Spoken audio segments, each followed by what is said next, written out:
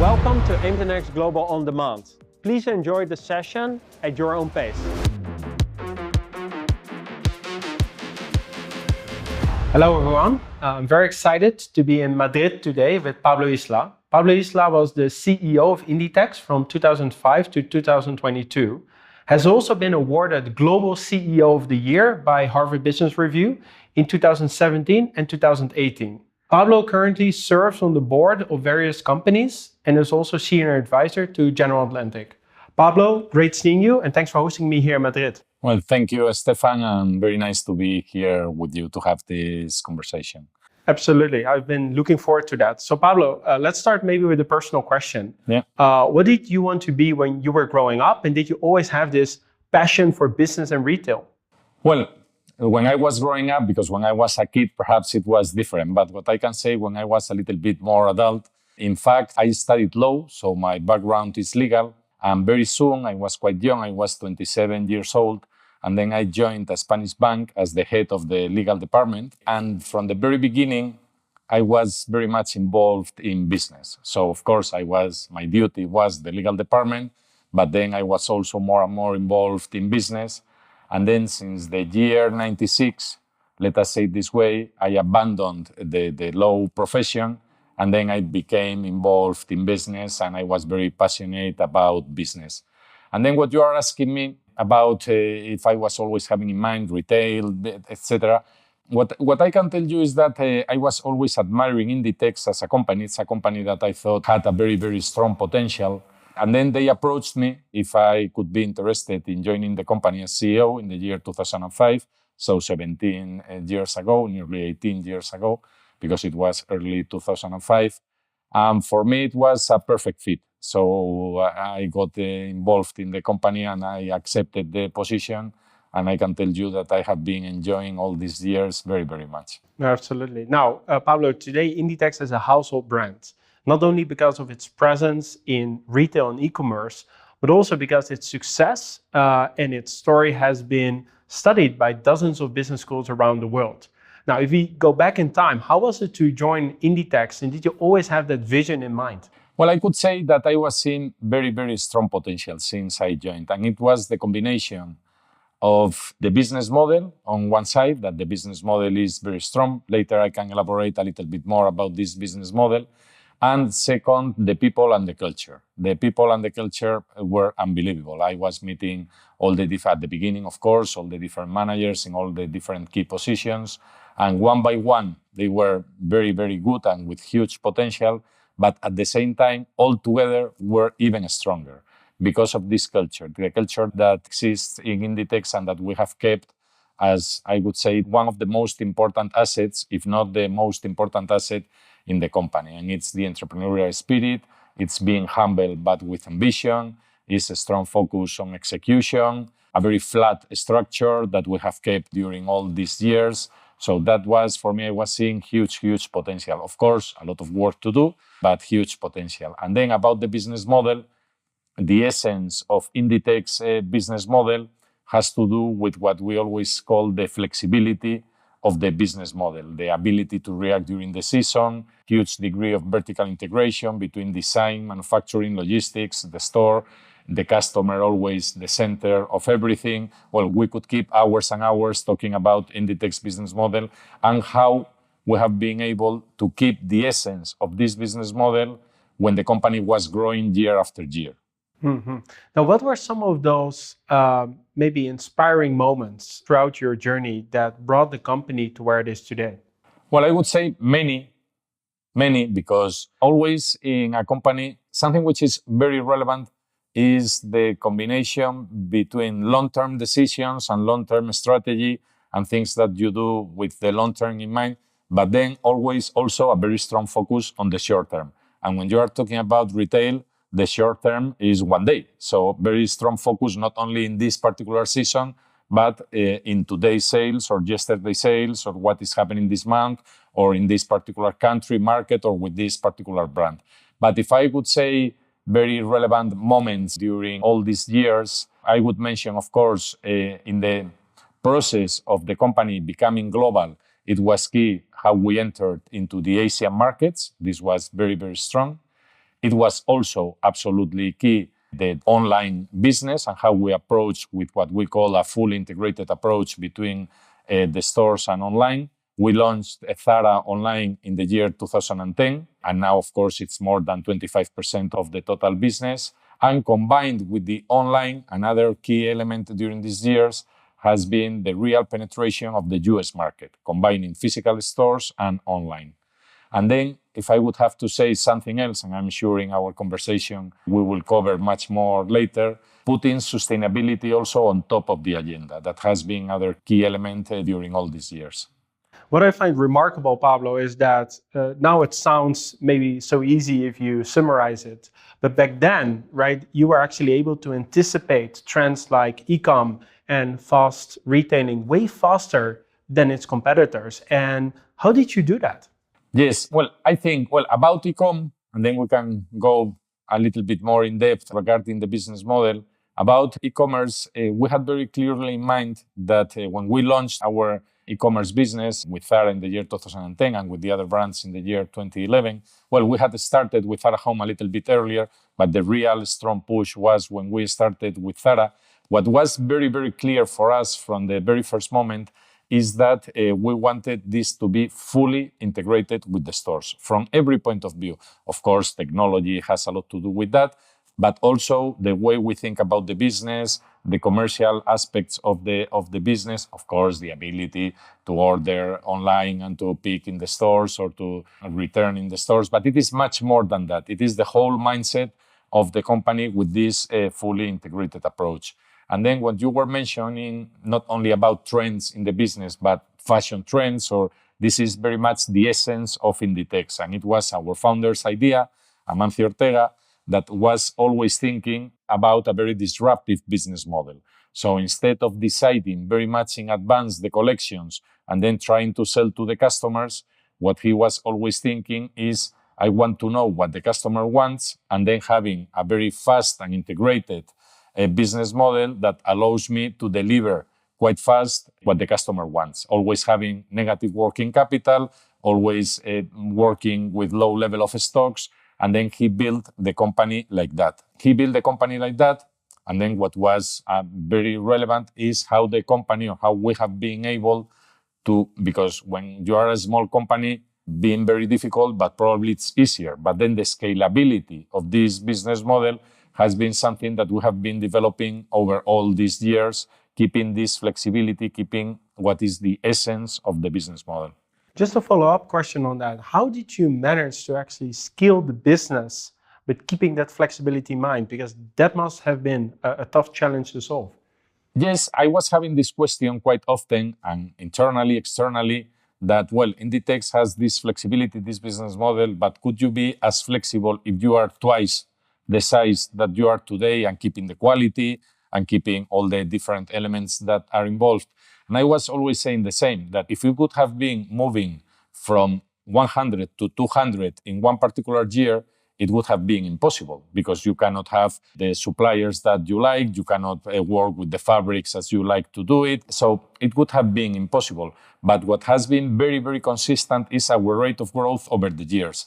And then if you are growing, let us say 15% year on year, in very few years you are twice, then you are 3 times the initial size, and you can be able to keep all this essence of the business, even improve the essence of the business model and keeping this flexibility. If this is something that you clearly have in mind, if this is a clear focus for you as the company. In this sense, what I can mention to you is that when you think about what are you monitoring more in the company, what KPI? Well, of course, sales and like-for-like sales, because in retail, this is the essence of the business. But something that I was monitoring on a weekly basis regarding every brand, every department inside, every section inside its brand, is what we call internally the level of commitment. So how much of the season purchases have already been committed?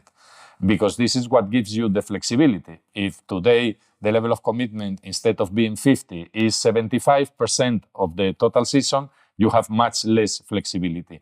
And there could always be arguments why it is 75 instead of 50. But when you begin to elaborate what are the arguments in order to be 75 and not 50, then you forget that that is not right. What is right is, in this theoretical example, to be 50.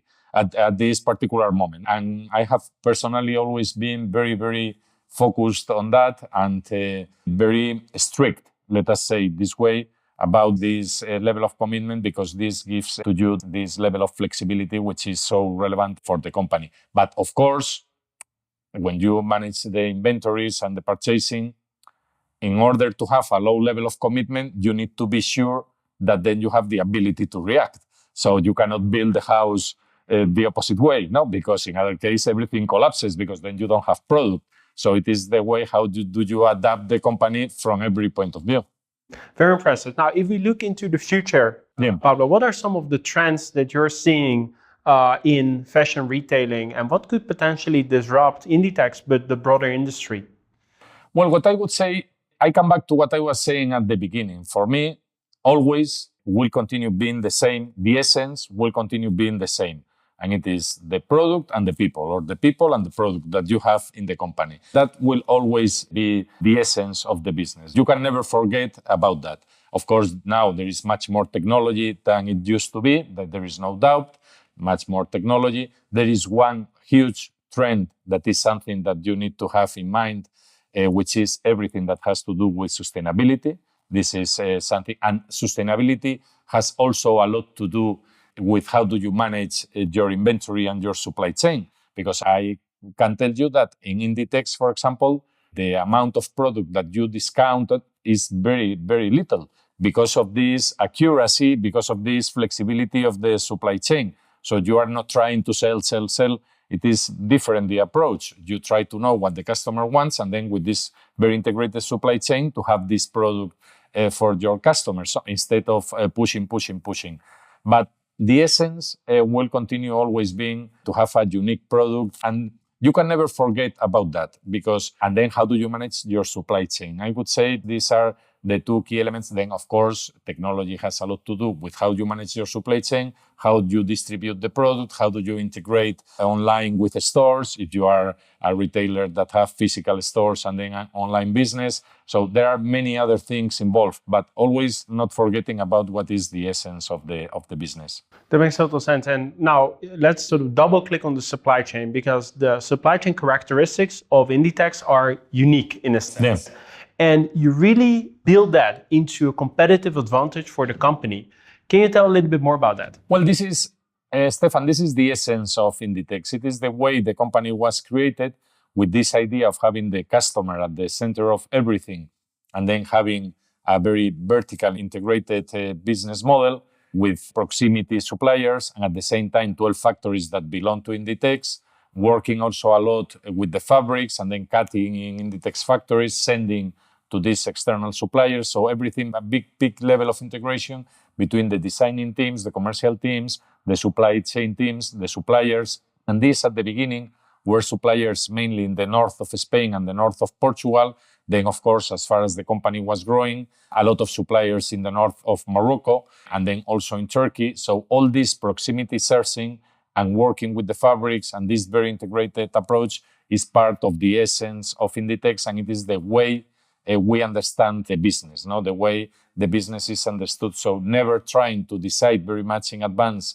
what you are trying to offer to your customers. The opposite. It is trying to know what your customers want and then offering that to your customers because of this very, very huge level of vertical integration that exists in the company. It's an expensive model because it's more expensive to manufacture there than in other areas of the world.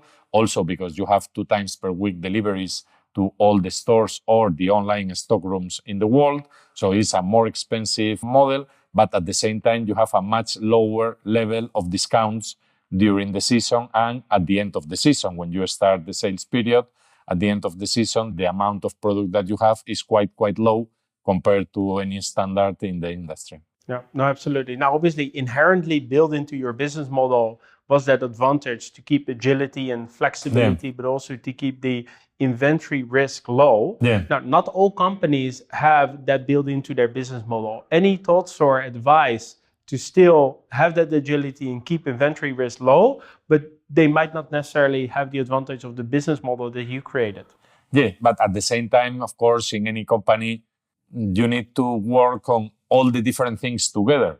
Because if you take one particular company and you translate the level of inventory that Inditex has, then for that company it could be a disaster, because if you have not built that supply chain with this ability to react, if you don't have the fabrics in order to manufacture the product. So there are many, many different elements. So it is not to say only, I want to decrease inventory. Well, yes, that is always something that sounds good, but you need to prepare all the other elements in order to be able to go ahead with these lower inventories. Yes, but this is something that I think it is a much better way of running your business, but you need to adapt all the different elements inside the company.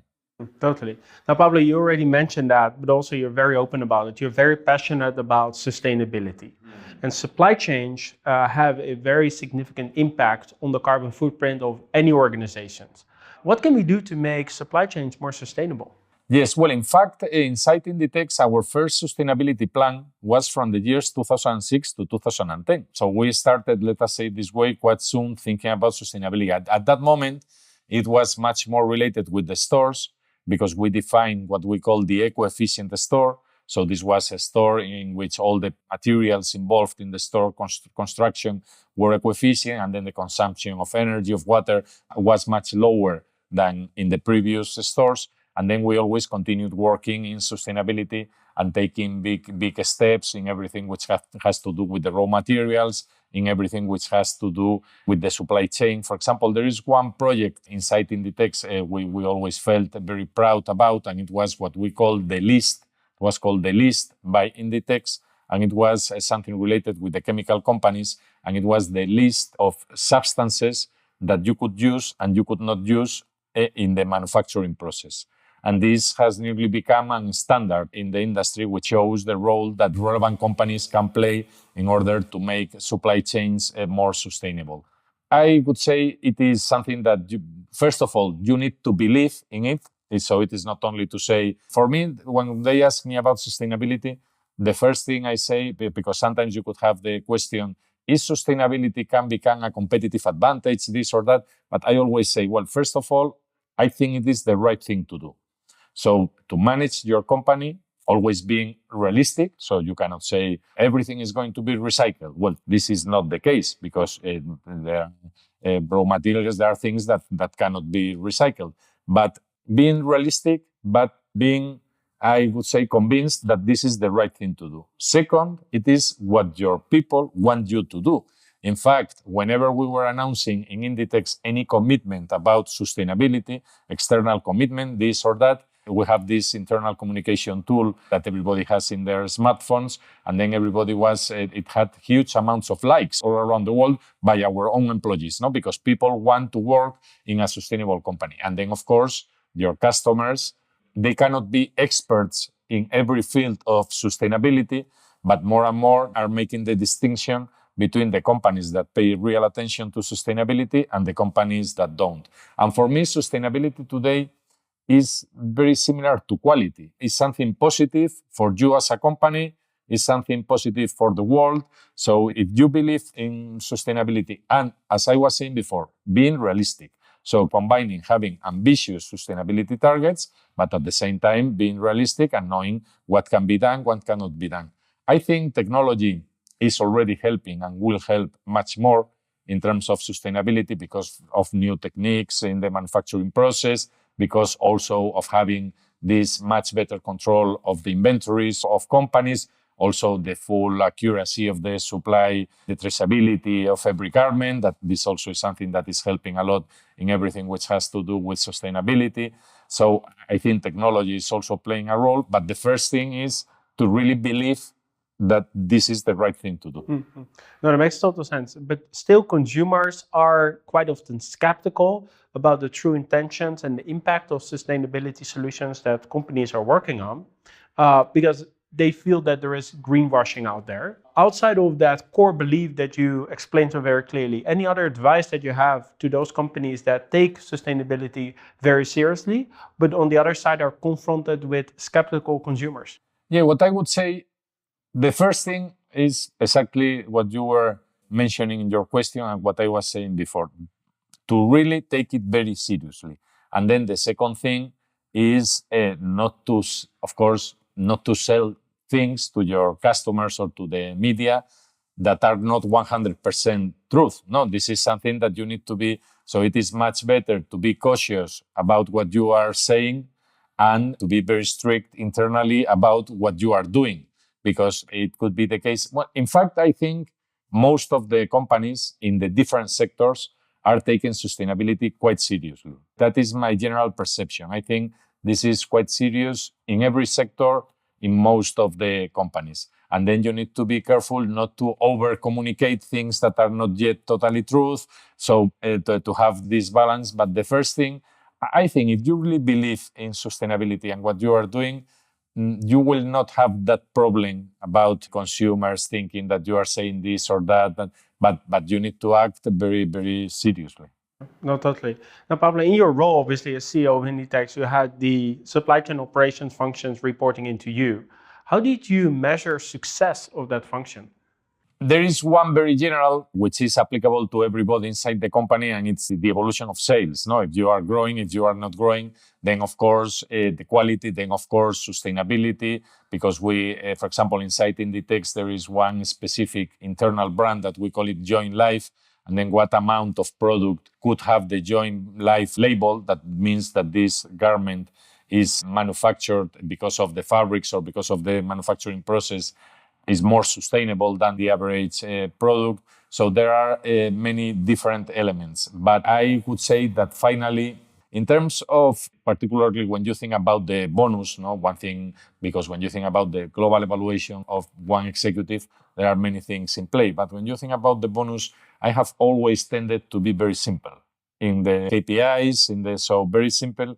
And as much as possible, it cannot be always the same, but being as more generalized as possible between the different top executives. No? But of course, they play a very relevant role in the final level of sales. They play a very relevant role having this flexibility, sustainability, all these different things. Mm-hmm. How would you describe the perfect COO? There are many elements, no? And then depending on the type of company, it would be different. But for me, something which is absolutely key is to be extremely involved in the business, but not only in the sense, because of course a COO needs to be very involved in the business. But what I mean in the business is also, without being an expert on that, but being very involved in the commercial side of the business. So for example, if we are thinking about a retailer, a fashion retailer, the perfect CEO needs to love the product, needs to love the stores, needs to love the online. So, and then of course his role has to do with everything that is not exactly making the collections or the image of the stores or the store location.